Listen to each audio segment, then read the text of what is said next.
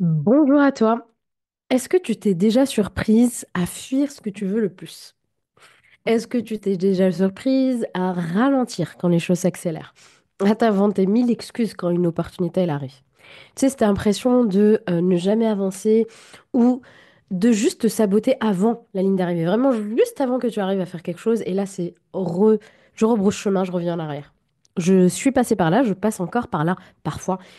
Aujourd'hui, je vais t'expliquer un petit peu pourquoi tu fais ça et surtout comment t'en sortir. Parce que ce n'est pas juste un manque de volonté de ta part, ce n'est pas un manque de potentiel, c'est pas que c'est foutu, c'est que pour les autres et pas pour toi, ce n'est pas non plus une question de mérite ni rien du tout.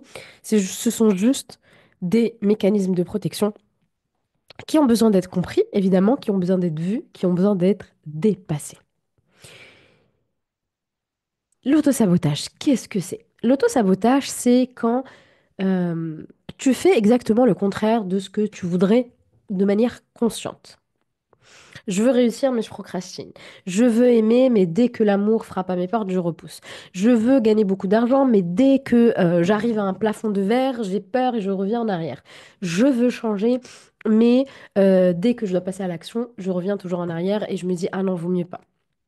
Ce n'est pas vraiment de la flemme, ce n'est pas un manque de motivation. Parfois, il y a de la motivation effectivement derrière, mais ça, c'est un autre sujet. Je ne vais pas parler de ça. Moi, je vais parler plutôt de la stratégie de survie qu'il y a derrière. C'est le corps et le système nerveux qui essaient de te protéger d'un danger qui n'est pas là, mais qui semble encore réel. Ok? Ça, j'en parle très souvent dans mes vidéos de la fausse neuroception du danger qui n'est pas réellement là. Tu veux lancer ton entreprise, tu as toutes les compétences, tu as mille et une formations, tu as fait mille et un coaching business, etc. Tu as le plan, le soutien, tout, tout, tout, tout, tout. Mais dès que tu vas devoir créer du contenu, par exemple, et être visible, tu vas arrêter.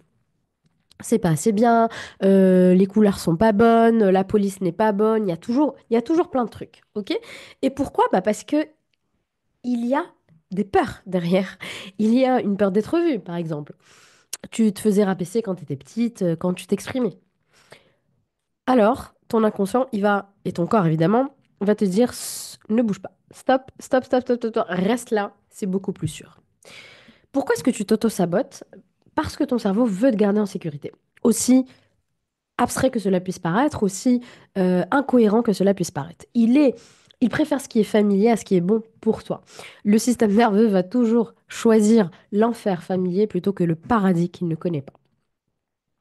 Si l'amour, la réussite, la visibilité, la paix, la joie, le bonheur sont associés à de la douleur, du rejet dans ton passé par exemple, ou si ton système nerveux et ton corps ne savent pas ce que c'est tout simplement, bah, tu vas les éviter.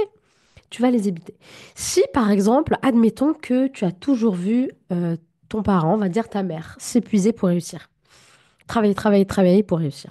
Inconsciemment, tu pourrais associer le succès à la souffrance. J'ai besoin de souffrir pour réussir. Ok? Et vu que ton système nerveux, il va éviter que tu souffres, eh ben, qu'est-ce qu'il va faire? Il va t'empêcher de le faire, évidemment. Donc, à chaque fois que tu vas arriver à un accomplissement ou à quelque chose que tu vas accomplir, tu vas ralentir, tu vas même revenir en arrière. Tu vas perdre ta motivation, peu importe. Et en réalité, c'est parce que tu n'as pas envie de vivre cette souffrance.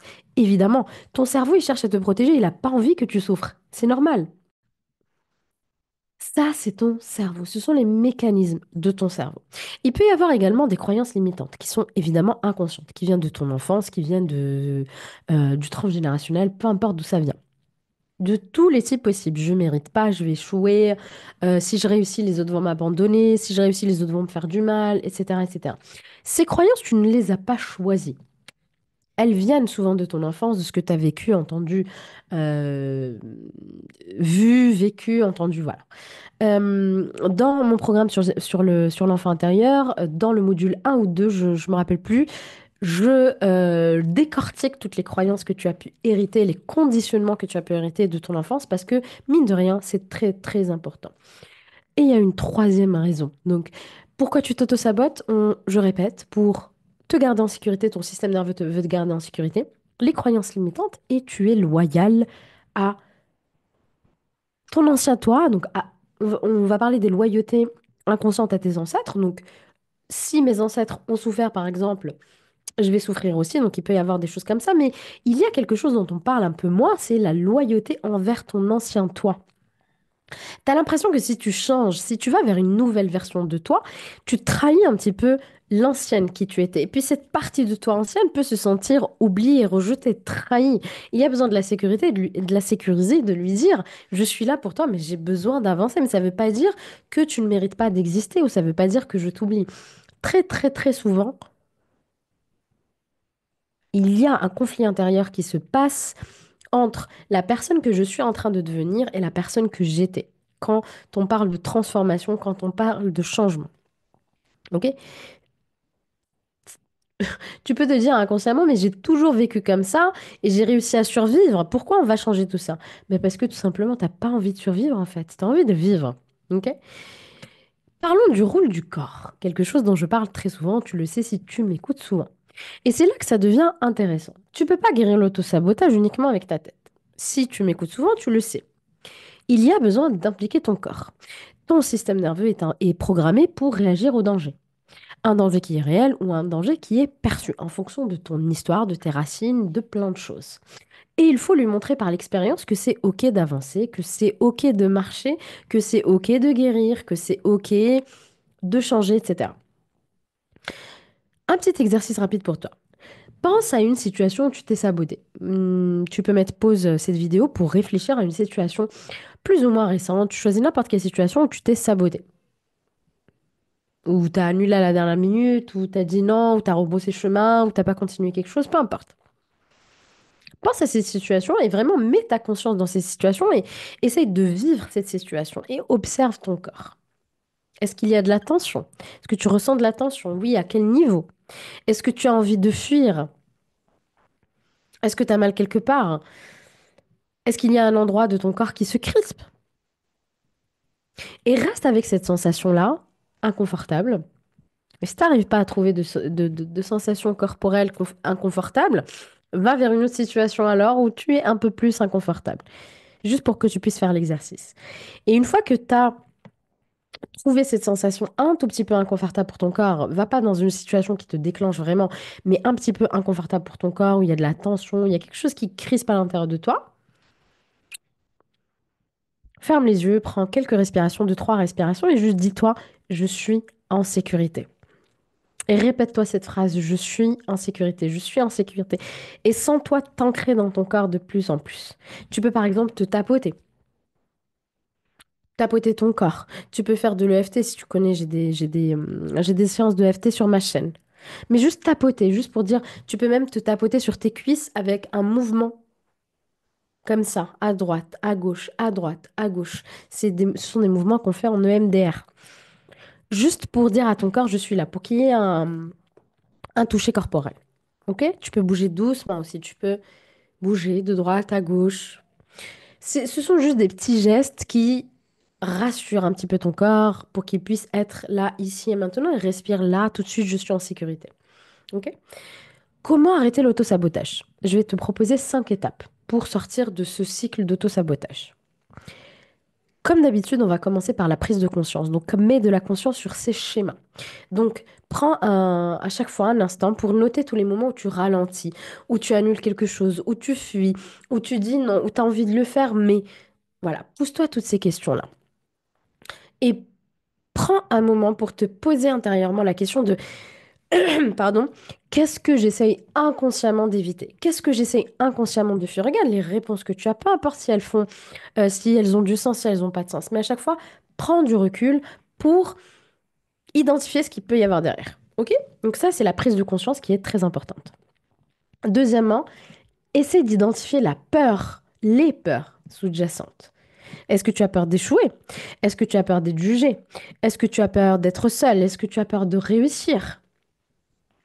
Et je t'invite vraiment à avoir une posture non jugeante et bienveillante envers toi-même, sans jugement, s'il te plaît. Donc, ne te dis pas c'est bête, mais rien n'est bête, les peurs sont pas bêtes, elles ont une logique intérieure. Ok? Troisièmement, libère les émotions qui sont coincées dans le corps. Donc, à toi de trouver comment faire. La respiration, le breathwork, tu peux faire de l'EFT. Il y a 14 séances, je crois, dans mon programme sur l'enfant intérieur. Des mouvements intuitifs où tu vas commencer à danser toute seule. Tu peux crier dans un coussin, tu peux taper dans un coussin. Voilà, tu peux trouver n'importe quelle pratique à faire. Il y en a une centaine dans mon programme sur le système nerveux. Laisse-toi ressentir ce que tu n'as pas pu ressentir à l'époque et exprime-le par le corps. Et ça va être une étape très, très, très importante. Et pour le breathwork, si tu as envie de voir vraiment des résultats, prends un minimum cinq séances. Idéalement 10 séances pour que tu puisses voir l'avancée quand même. Quatrièmement, crée une nouvelle sécurité pour toi. Crée une nouvelle base de sécurité pour toi. Apprends à ton système nerveux que réussir, aimer, recevoir, sentir la paix, etc., c'est OK. Donc c'est là où la pendulation, elle va être intéressante. C'est ce que je fais quand je suis en coaching avec les personnes, de penduler d'un endroit inconfortable à un endroit confortable. D'ailleurs, il y a une ou deux pratiques de pendulation dans mon programme sur le système nerveux, mais juste là, je me sens inconfortable, ok, et là, je vais vers quelque chose qui est confortable. Donc j'essaye d'apprendre à mon système nerveux que il peut s'expandre en fait. Il peut ressentir la paix, la joie dans le confort. Donc visualise, répète, expose-toi en douceur. Donc cette exposition en douceur, ah, je vais là, je me sens inconfortable, ok, j'y reste 2, 3 secondes et je reviens. Peut-être 10 secondes, 1 minute, 2 minutes, etc. Donc petit pas égale grande guérison parce que les petits pas d'aujourd'hui, dans un an, si tu les cumules, c'est énorme, ok? Un exemple, beaucoup de clientes comme ça. Euh, je pense à une cliente. Elle avait peur de parler de ses projets. Elle faisait tout le temps des vocaux. Elle s'échangeait tout le temps avec une copine à elle. Elle faisait des vocaux d'abord à une copine à elle. Donc c'est ce que je lui ai conseillé. Je lui ai conseillé de faire des vocaux. Je lui ai conseillé ensuite, euh, je lui ai conseillé ensuite de se prendre en vidéo et de se regarder. Ensuite, elle a fait une story et ensuite elle a fait un live. Et petit à petit, à petit à petit, jusqu'à ce que son système nerveux, il se petit à petit, il arrête de se battre et il lâche. Et il dit, ah ouais, là, t'as fait une vidéo, il s'est rien passé, tout va bien, je me sens en sécurité, donc ok, tu peux avancer. Ok, je peux être visible en toute sécurité. Donc il faut y aller pas à pas à pas. Ok, et vraiment, si vous avez cette peur de visibilité, je vous recommande cet exercice qu'on m'avait conseillé moi à l'époque et que je conseille moi aussi de faire d'abord des vocaux, ensuite une vidéo, mais que tu envoies à une copine qui va être bienveillante, qui va pas te juger, etc. Ensuite, tu te prends en vidéo toi-même, tu te regardes et tu essayes de rester bienveillante. Voilà. Ok? Donc ça prend. J'ai mis à peu près 7 ans pour faire une story Instagram. Voilà. Pour ceux qui me connaissent, aujourd'hui, je fais des vidéos YouTube, mais ça n'a pas toujours été le cas. J'avais fait une vidéo sur le syndrome de la sorcière brûlée. Je crois que c'est un des... Enfin, je sais pas, je crois. C'est un des prochains thèmes de Breitwart. Je crois que c'est en juin sur la sorcière brûlée, qui vous plaît énormément. Cinquièmement, entoure-toi d'un environnement soutenant. Je le dis tout le temps à mes clientes, tu ne peux pas fleurir dans un environnement qui est pas bon pour toi. Une fleur, elle se fane dans le mauvais terreau. Donc, entoure-toi le plus possible d'un environnement le plus sain possible, autant que possible. Ok? Je comprends que on n'a pas toujours cette possibilité dans l'immédiat et que parfois ça prend du temps de changer d'environnement. Si on est dans une relation toxique, par exemple, ou si c'est le pays qui ne nous convient pas, ou peu importe, allez-y petit à petit. Ok? Créez des micro-ressources autour de cet environnement pour qu'il soit le plus soutenant possible. Idéalement, on se transforme dans un environnement qui nous permette cette transformation, qui nous nivelle vers le haut. Sinon, trouve-toi un coach, fais de la thérapie, une communauté, un groupe de soutien, peu importe, essaie de t'entourer un maximum de personnes qui vont te rappeler cette puissance et qui vont te niveler vers le haut, ok? Si je devais conclure cet épisode, je te rappelle que l'autosabotage ne veut rien dire sur toi, sur ta valeur intrinsèque, ok? C'est pas une forme de faiblesse ou de paresse de ta part, quoi, que ça peut être ça aussi, il y aurait besoin d'être complètement honnête avec soi-même et de pas se juger même là-dedans, ok? Mais l'autosabotage, ce qu'il y a vraiment derrière l'autosabotage, c'est la survie. Tu as appris à survivre. Mais aujourd'hui, tu n'as plus besoin de survivre. Tu peux choisir de vivre pleinement. Et ça, c'est un chemin, pas à pas, avec douceur, avec puissance, avec beaucoup de bienveillance, de compassion envers la personne que tu étais, la personne que tu es en train de traverser ce chemin. N'hésite pas à me dire en commentaire dans quelle situation tu te sabotes le plus dans ta vie et quelle première action tu vas poser dès aujourd'hui pour sortir du schéma. N'oublie pas que tu mérites ta propre réussite et que tu mérites d'aller jusqu'au bout. Évidemment, si cet épisode t'a plu, n'hésite pas à le partager, à me laisser un commentaire ou un like. Cet épisode sur YouTube ou le podcast. Et moi, je te dis à très vite pour un prochain épisode. Ciao, ciao.